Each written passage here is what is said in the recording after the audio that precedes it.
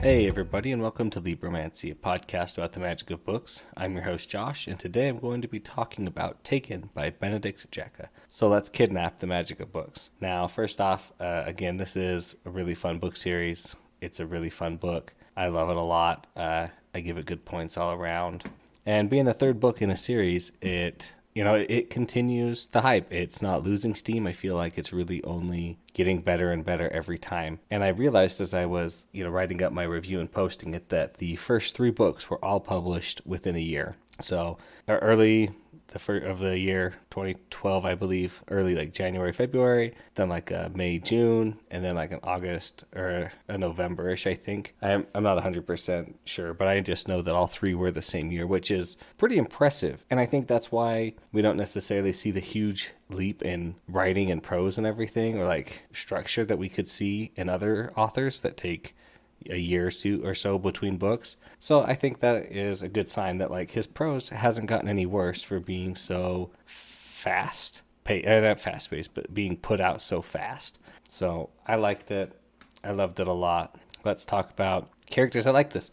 This book, we get almost a new set of characters. Like we have our main characters, obviously Alex Verus, obviously Luna, but we don't see some of those recurring characters, which makes the book better. I feel like we're not stuck with, oh, it's always this person, these two people and this person. Oh, these guys are going to be the bad guy. They're always in the book. They're in every book. No, they're just out of this book, which is not a bad thing. We're not seeing the repeats. It really freshens it up, makes it nice. So I did feel like I was a bit more immersed in this world this time.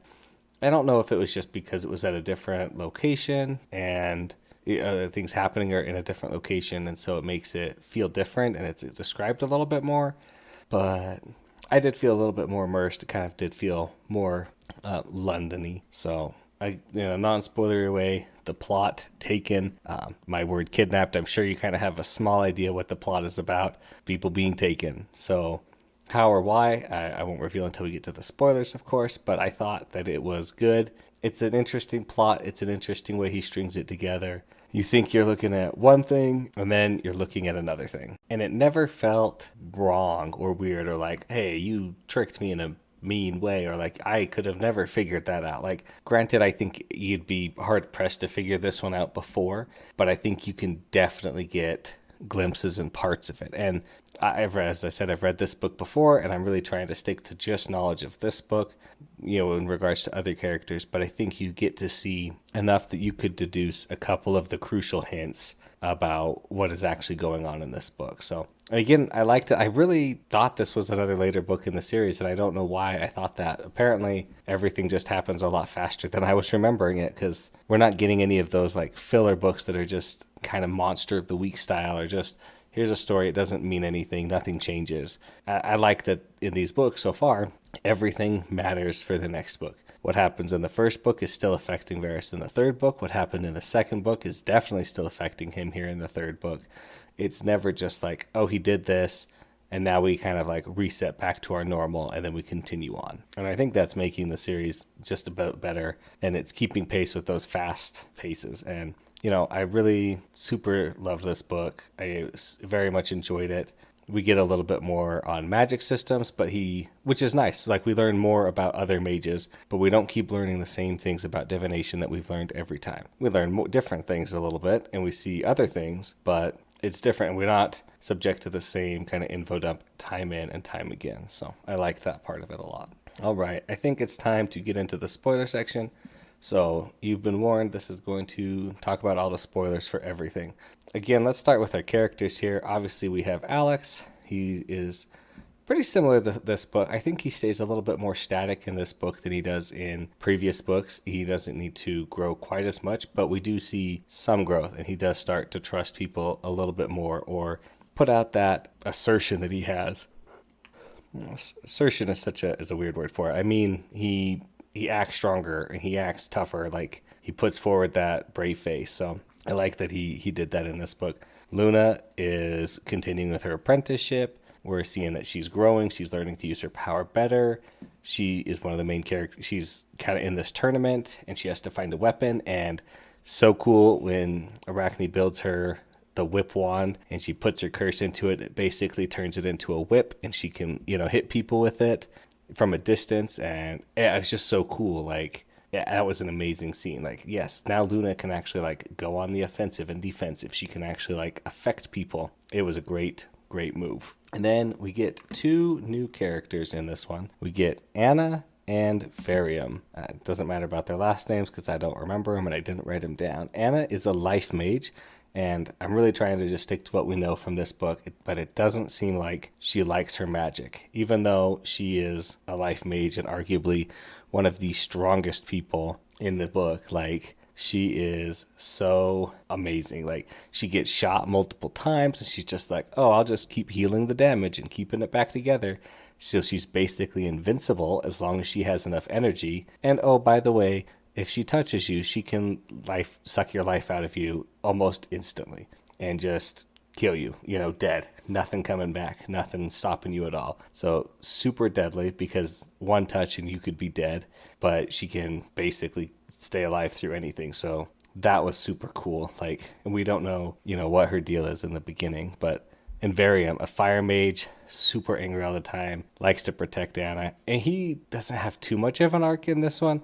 I feel like Anna has more of an arc in this one, which is very small, but like, he wants to protect Anna, doesn't necessarily like her that much, but he is all about making sure she is safe. And they both live with Jakadev, the Rakshasa, who is so cool, powerful, half tiger, half man. He has immense power, you can tell, nothing ruffles him, and he's like, I love that at the end Verus is like, so I think I know why you have these 2 mages here. And it seems to be odd that like all the other people who've ever, who attacked you and killed your wife, they're all dead and they don't seem to have any descendants. And the ones they did have, they all died horribly. And he's like, that's really, really odd. Like, but then I thought, what would you be willing to do for somebody you thought you were going to live literally forever with, and then they were killed? I mean, as an immortal, you have no sense of, you have a sense of time, but like 1 year, 5 years, 10 years, 20 years, who cares? You're going to get your revenge eventually. So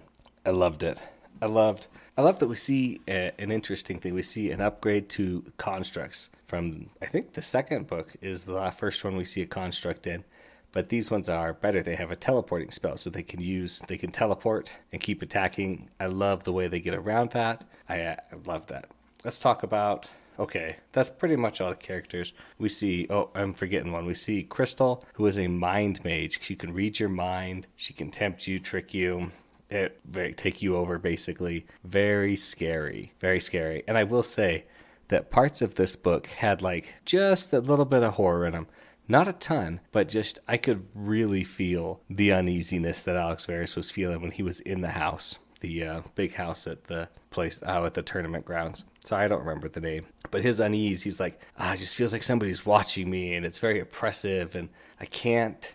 And the constant danger he feels in when he's sleeping. Like, I like those scenes. Those scenes really worked well. I thought they really portrayed that feeling super vividly, so I was really feeling it. Now, the plot, it starts crazy. First, they hint that it's going to be the tournament, which is cool. Like, everybody likes to see a good tournament. We'll get to see, you get excited, like, okay, sweet, we'll see Alex Verus. He'll probably compete, and we'll see what they do, how he does at the tournament. He'll probably get up the higher, even though, he's just a divination mage. It's like, it's just apprentices. And it's like, and by the way, there are light mages that are going missing. And then we learn later from Onyx/Morden, who Onyx got out, luckily, darn him. We learn that dark apprentices have also been going missing, or starting to go missing. And we're like, okay, so it's like a kidnapping scheme. What's going on?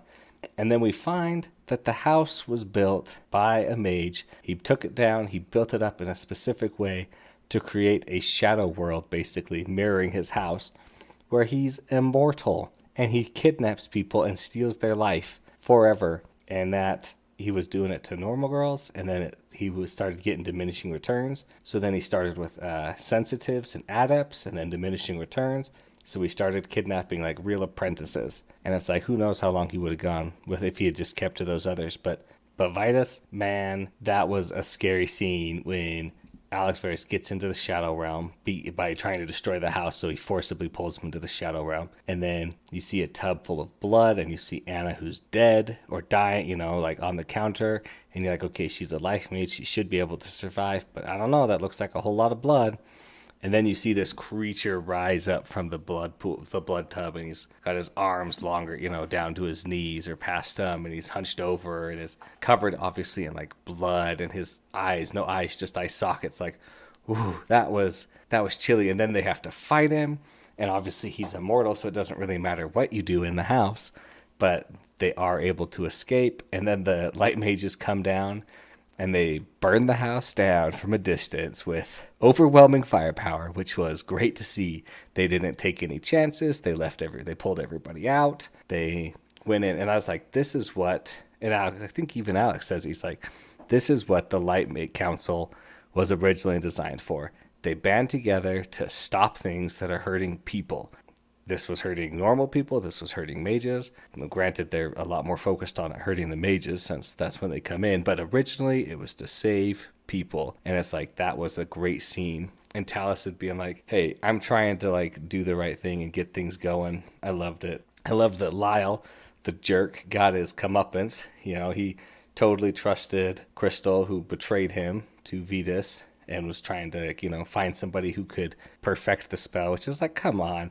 If you're getting diminishing returns, you're not going to see a perfected style of this with one person, no matter what kind of mage they are, unless they have infinite power, which nobody does. But, that whole delusion of power makes sense. So, but I love seeing Lyle get his comeuppance and knock down a bit, siding with the wrong guys, being a general jerk. So, and I think that's going to be it for this book. It's a little shorter of an episode, but there wasn't really too much that I needed to talk about with this book. I think I hit most of the parts that I was really excited about. So thanks everybody for listening. Thanks, of course, to David Hillowitz for the intro and outro music. If you have questions, comments, things I should have talked about, things I should talk about next time, send me an email at libromancypod@gmail.com. And remember to please like and subscribe wherever you get your podcast from. Really helps out a lot, helps other people find the podcast. And remember to kidnap the magic of books.